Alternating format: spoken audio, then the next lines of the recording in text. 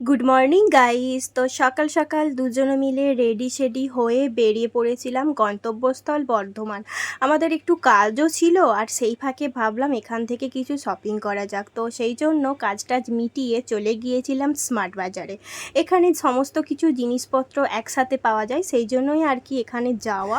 আর আরেকটা উদ্দেশ্যেও এখানে যাওয়া হয়েছিল, সেটা হলো এখানে প্রচুর ডিসকাউন্ট দেয়। যে কোনো জিনিস কেনো তার সাথে ডিসকাউন্ট, নালে বাই ওয়ান গেট ওয়ান, এরকম অফার থাকে আর কি। তো যাই হোক, একদম আমরা ব্যাগ ভর্তি করে শপিং টপিং সেরে চলে গিয়েছিলাম ডমিনোজে, কারণ প্রচণ্ড খিদে পেয়ে গিয়েছিল। সেই সকালে কখন খেয়েছি, খিদে তো পাবেই।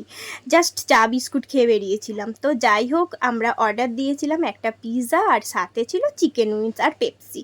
তো তারপরে খাবার দাবার সেরে আবারও চলে গিয়েছিলাম শপিং করতে।